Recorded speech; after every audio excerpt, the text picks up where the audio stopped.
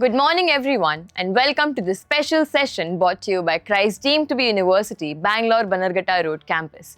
Today, we have with us our very distinguished speaker, Mr. Krish Dhanam, who comes with a 3-decade experience in motivational speaking, a corporate evangelist, and a business philosopher. As the managing director at Skylight Success, he has worked in over 70 countries and empowered individuals and organizations. As the president of Mala Ministries, an author of 6 books, and a protege at the legendary Zig Ziglar, he has a wealth of experience in human performance. Don't let every Tom, Dick, and Harry come into your life and steal your dream. Is an elusive plateau that encompasses both the visible and the invisible. But you can fail at something. You cannot fail as someone. God loves you too much. He done sponsored junk. Don't just compete to run the race. Complete the race, and you will win. On behalf of the whole Christ deemed to be University, Bangalore Bannerghatta Road campus, I extend a heartfelt welcome to you, sir, and we look forward to this insightful session. Well, thanks for having me. Appreciate it. Look forward to it too. So to begin with, we have a list of few questions and we want to know your opinions on the same. To start with the first question, it is, how can young professionals cultivate confidence and resilience in challenging times? Well, I don't think it's young people or old people. I think in any times the attributes of confidence are still the same. One of the things that I like to say is we need to have pride in the mundane. It's the character that we try to exhibit. Confidence plus competence is what you're asking actually. Just plain confidence leads to overconfidence. Confidence is will. Competence is skill. Confidence plus competence, will and skill, allows you to meet any time head on. And so I think that's what people overlook.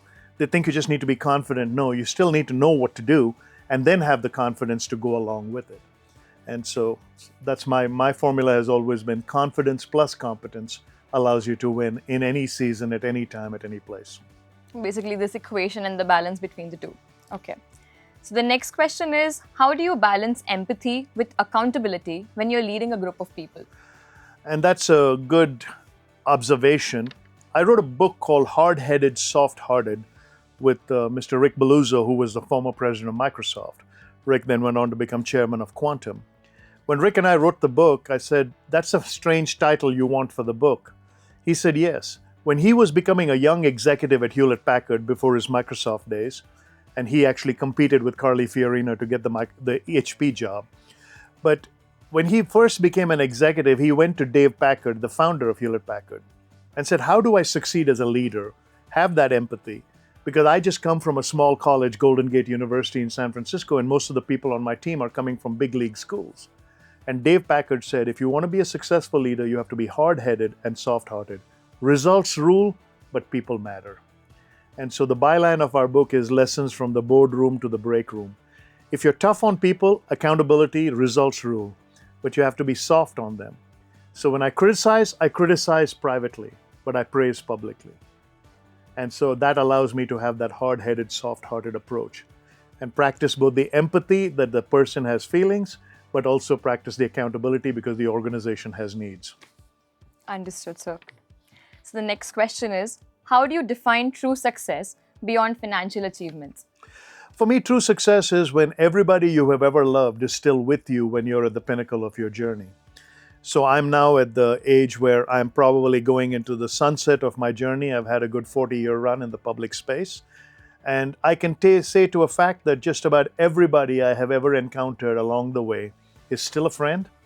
And my friend Jay Rogers, who wrote a book on entrepreneurship, said true success is when through life you evaluate all your failures, all your successes, all the business deals you've had, all the wins you've had, all the losses you've had, but are still able to sit and have bread broken at a table with someone you disagreed with. So. That's an amazing answer to this question that we all have in mind. And the next question is something that many of the students ask. What advice would you give to the students who are preparing to enter the professional world? The best way to prepare people to enter the professional world is the advice I would give is threefold. Be ready, which means be prepared. Deliver, which means give what you've come to give. And don't stay, to hear validation. So in an interview, be ready, deliver. Don't say, how did I do? And try to. What happens is we're trying to make friends with people who we don't need to be friends with. And we're trying to express hierarchy where hierarchy is not needed. Remember this when you get into the marketplace. People run businesses for their reasons, not yours. You have a degree doesn't mean anything to them. You don't have experience, that means everything to them. If you're going to use their workplace to gain your experience so you can become better, just realize this. And the simplest formula I can give you is this. When you enter the workplace, the first 2 weeks, if you're paid twice a month, the first 2 weeks, you don't know anything and they pay you once. The next 2 weeks, you're just marginal at best, they pay you again. Enter the workplace realizing that no matter how much you work and how hard you work, you will always owe them because they paid you when you knew nothing. Understood. The last question by the students is, how do you want your work to impact the future generations who are coming? How do you want my work? Yeah. I've always looked at other people whose lives have finished and always wondered if I would want that kind of thing said about me. Well, my mentor's mentor, Fred Smith, who mentored Mr. Ziegler, his tombstone says he stretched others.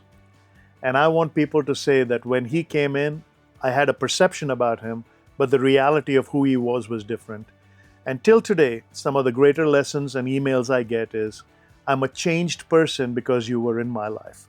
And I want to be remembered as someone who instructed positive change, eliminated negative fear, and balanced true hope.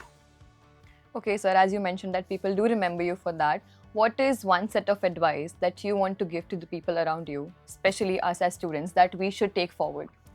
Well, there's a quote that I wrote, one of the first quotes that has been attributed to me, and that's the one, if you type my name in, you'll find it online. It goes like this: plan with attitude, will. Prepare with aptitude, that's skill. Receive with gratitude, that's humility. Participate with servitude, that's honor. And that should separate you from the multitudes. So if I had to encapsulate it, it runs like this: plan with attitude, prepare with aptitude, participate with servitude, receive with gratitude. And that will always be enough to separate you from the multitudes. That's amazing. Thank you so much, sir. Well, that's all about the questions. Thank you so much for your time and all these amazing answers. And I hope all of us watching this session will learn a lot and take away something that will benefit us in future. So again, I want to thank you on behalf of the whole Christ Deemed to be University, Bangalore, Bannerghatta Road campus. That's it from my side. Thank you so much.